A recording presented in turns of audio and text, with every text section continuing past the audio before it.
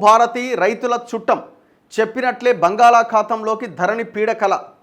నిన్న భూభారతి పోర్టల్ను ఆవిష్కరిస్తున్న ముఖ్యమంత్రి రేవంత్ రెడ్డి.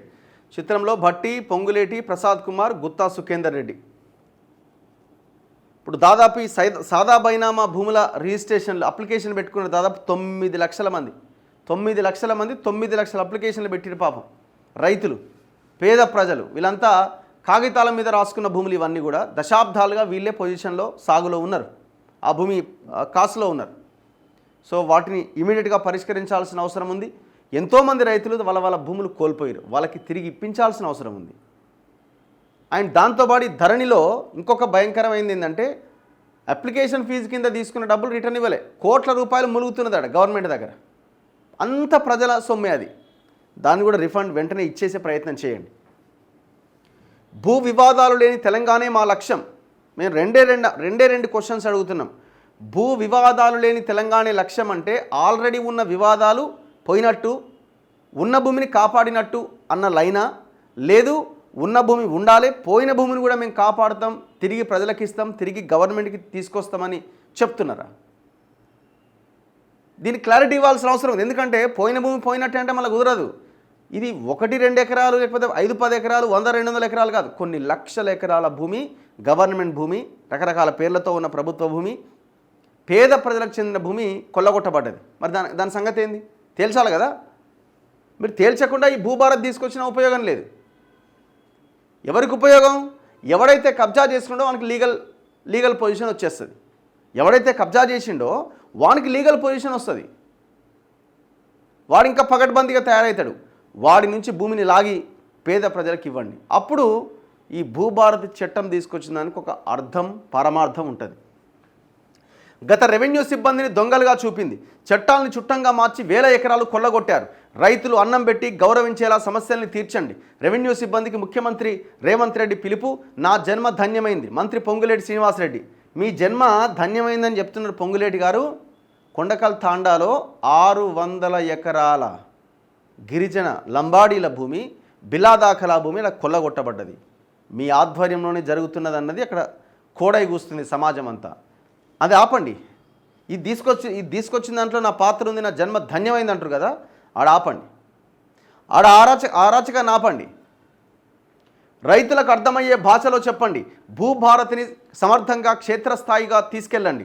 మండల స్థాయి సదస్సులకు మీరు వెళ్లాల్సిందే. జిల్లా కలెక్టర్లకు ముఖ్యమంత్రి దిశానిర్దేశం. తెలంగాణ రాష్ట్రం వచ్చిన తర్వాత రెవెన్యూ చట్టాలు మార్చారని, ధరణి పీడకలగా మారిందని, అందుకే రైతుల సమస్యలు పరిష్కరించే చుట్టంలాగా భూభారతి చట్టాన్ని తీసుకొచ్చామని ముఖ్యమంత్రి రేవంత్ రెడ్డి స్పష్టం చేశారు. ప్రస్తుతం 4 మండలాల్లో ప్రయోగాత్మకంగా అమలు చేస్తున్నామని, తర్వాత ప్రతి జిల్లాలోని ఒక మండలంలో ప్రయోగాత్మకంగా అమలు చేస్తామని తెలిపారు. చివరకు భూముల వివాదాలు లేని తెలంగాణ రాష్ట్రంగా తీర్చిదిద్దడమే లక్ష్యమన్నారు. Telangana records of rights 2025 Bhubharati చట్టాన్ని సోమవారం ముఖ్యమంత్రి రేవంత్ రెడ్డి ప్రారంభించి మాట్లాడారు. తెలంగాణలో ధరణి పీడకలగా మారింది. తహసీల్దార్ను తగలబెట్టే స్థాయికి ఇబ్రహీంపట్నంలో జంట హత్యలకు కారణమైంది. సిరిసిల్లలో ఒక మహిళ అధికారుల చుట్టూ తిరిగిన ఇట్లా రకరకాల ఇన్సిడెంట్స్ని చెప్పుకుంటూ వచ్చారు వాళ్ళ ప్రసంగాల్లో. ఎంఆర్ఓ అబ్దుల్లాపూర్ మెట్టు దగ్గర ఎంఆర్ఓ తగలబెట్టారు కదా ఇది పెట్రోల్ పోసి. ఇబ్రహీంపట్నం దగ్గర 2 చంపేశారు కదా. ఇప్పటి కూడా జరుగుతూనే ఉన్నాయి. స్టిల్ ఏ గొడవ జరిగినా భూ వివాదాలే.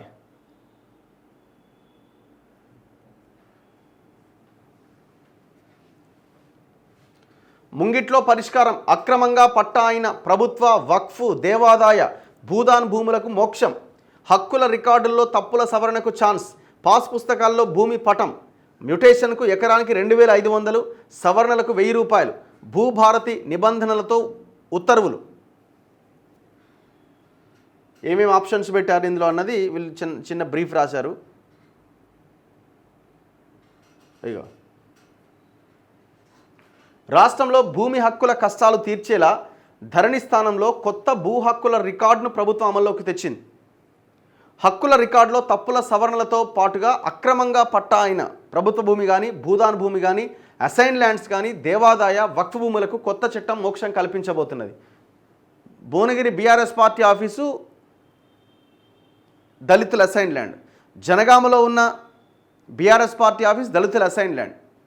ఇది ఓన్లీ ఒక పార్టీకే అలా అన్ని పార్టీల లీడర్లు ఉన్నారు, అన్ని పార్టీల నాయకులు ఉన్నారు. వాళ్ళది కూడా మరి ఇప్పుడు అసైన్డ్ అన్నారు కదా, కబ్జా గురైన, ఇవన్నీ కబ్జా గురైనవే. గ్రామ రెవెన్యూ రికార్డుల నిర్వహణ, ఇంటి స్థలాలకు, వ్యవసాయేతర భూములకు ప్రత్యేక హక్కుల రికార్డు అందుబాటులోకి రాబోతున్నది. రైతులకు ఉచిత న్యాయ సహాయం అందించడంతో పాటు భూ సమస్యల పరిష్కారానికి 2 అంచెల అప్పీల్ వ్యవస్థను తీసుకురాబోతున్నారు. ఈ మేరకు భూభారతి 2025 చట్టం నిబంధనలపైన రెవెన్యూ శాఖ ముఖ్య కార్యదర్శి నవీన్ మిట్టల్ సోమవారం ఉత్తర్వులు జారీ చేశారు. జీవో నెంబర్ 39 ద్వారా సోమవారం నుంచే ఇవి అమల్లోకి వస్తాయని పేర్కొన్నారు. రికార్డుల్లో తప్పుల సవరణ ఇలా: భూ రికార్డుల్లో తమ వివరాలు తప్పుగా నమోదైన వారు, భూమి వివరాలు నమోదు చేయని వారు భూభారతి పోర్టల్లో దరఖాస్తు చేసి సవరించుకోవచ్చు. చట్టం అమల్లోకి వచ్చిన నాటి నుంచి ఏడాదిలోపు దరఖాస్తు చేయాలి. దరఖాస్తుదారు ప్రమాణపత్రంతో పాటు పాస్ పుస్తకం, టైటిల్ డీడ్, పహానీ, ఇతర ఆధారాలు చూపించాలి. అధికారులు సదరు భూమితో సంబంధం ఉన్న వారందరికీ నోటీసులు ఇస్తారు. ఎవరైనా వారంలో అభ్యంతరాలు రాతపూర్వకంగా అందించాలి, లేదంటే కేసు మెరిట్ ఆధారంగా నిర్ణయం తీసుకుంటారు. అభ్యంతరాలు వస్తే 7 రోజుల తర్వాత విచారణ చేపట్టి 60 రోజుల్లో పరిష్కరిస్తారు. అధికారులు ఇచ్చిన ఉత్తర్వుల మీద తహసీల్దార్కు అప్పీల్ చేసుకోవచ్చు. అక్కడ న్యాయం జరగలేదని భావిస్తే ఆర్డీఓకు, ఆ పైన కలెక్టర్కు అప్పీల్ చేసుకోవచ్చు. వారు 30 రోజుల వ్యవధిలో సమాధానం ఇవ్వాలి. ఇప్పుడు ఇక్కడ జరిగిన దుర్మార్గం ఏంది? ఎప్పుడో 1980స్లో ప్లాట్ల కింద లేఅవుట్లుగా అయిపోయిన వాటిని ప్రజలు కొనుక్కున్నారు. చాలా దగ్గర కొనుక్కున్న తర్వాత ఈ ధరణి ఎప్పుడైతే వచ్చిందో 2015-16 నుంచి ఈ సంస్కృతి విస్తృతంగా విష సంస్కృతిగా మారిపోయింది. ఆ ప్రైవేట్ ల్యాండ్స్, ఆ ప్రైవేట్ లేఅవుట్ అయిపోయినటువంటి ఆ పేద ప్రజలకు ఉన్న దాంట్లో మళ్ళీ వ్యవసాయ భూమిగా మార్చేసి కొల్లగొట్టేశారు. ఇట్లా హయత్ నగర్ కుంట్లూరు దగ్గర అదే జరిగింది. హయత్ నగర్ దగ్గర అబ్దులాపూర్ మేట దగ్గర ఒక ఎమ్మెల్యే అల్లుళ్ళు చేసే దందా కూడా ఇదే. అమీన్పూర్ దగ్గర ఈ గోల్డెన్కి మొత్తం వ్యవహారం జరుగుతుంది అంతా, అది కూడా ఇదే. ఇక్కడ గోపన్పల్లి దగ్గర దగ్గుబాటి వెంకటేష్ అండ్ సురేష్ బాబు ఇద్దరు కలిసి చేసిన 300 ఎకరాల దందా కూడా ఇదే. ఇట్లాంటి లేఅవుట్స్ అగ్రికల్చర్ భూములుగా మార్చేసి మళ్ళీ కొల్లగొట్టిరు. పేద ప్రజల నోట్లో మట్టి. వాటన్నింటికీ పరిష్కారం దొరకాలి. మరి ఇప్పుడు ఇందులో ఈ సమస్యలకి పరిష్కారం దొరకాలంటే ప్రభుత్వం కఠినంగా ఉండాలి. ఎందుకు? వాళ్ళ లీడర్లే ఉన్నారు ఇందులో కాబట్టి. పోయిన గవర్నమెంట్ లీడర్లు ఉన్నారు, ఇప్పుడున్న వాళ్ళు ఉన్నారు. భూమి అనే విషయానికి వచ్చేసరికి అన్ని పార్టీలు ఒకటే. కాంగ్రెస్, బీజేపీ, బీఆర్ఎస్ అని వేరువేరుగా చూడాల్సిన అవసరం లేదు. అందరూ కలిసే ఉంటారు. హక్కుల నమోదు నిర్వహణ. హక్కుల నమోదు అధికారి ప్రతి గ్రామంలోని అన్ని భూముల వివరాలతో హక్కుల రికార్డును తయారు చేసి భూభారతి పోర్టల్లో అందుబాటులో ఉంచాలి. ఆబాది, వ్యవసాయేతర భూముల కోసం ప్రత్యేక రిజిస్టర్ను గ్రామాల వారీగా తయారు చేసి భూభారతి పోర్టల్లో ఇచ్చిన ఫారంలో నమోదు చేయాలి. ఈ భూములపైన సర్వే నిర్వహించి మ్యాప్ తయారు చేయాలి. ఇక వివాదాలు లేకుండా ఆ భూమిపైన పూర్తి హక్కులున్న వారికి తహసీల్దార్ తాత్కాలిక భూదార్ కార్డును జారీ చేస్తారు. తర్వాత సర్వే, మ్యాపింగ్ ప్రక్రియలు పూర్తి చేసి శాశ్వత భూదార్ కార్డు ఇస్తారు. ఇక హక్కుల వివరాలన్నీ సక్రమంగా ఉంటే దరఖాస్తు చేసుకున్న వారికి పాస్ పుస్తకం, టైటిల్ డీడ్ జారీ చేస్తారు. భూమి అమ్మకం, గిఫ్ట్, లీజు నిబంధనలు. భూముల క్రయ విక్రయదారులు భూభారతి పోర్టల్లో స్లాట్ బుక్ చేసి వివరాలు నమోదు చేయాలి. స్లాట్ ఉన్న రోజున gift deed, sale deed, pass పుస్తకం, టైటిల్ డీడ్, CCLA ఇచ్చిన తేదీ నుంచి సర్వే, మ్యాప్ తదితర అవసరమైన పత్రాలు అందజేయాలి.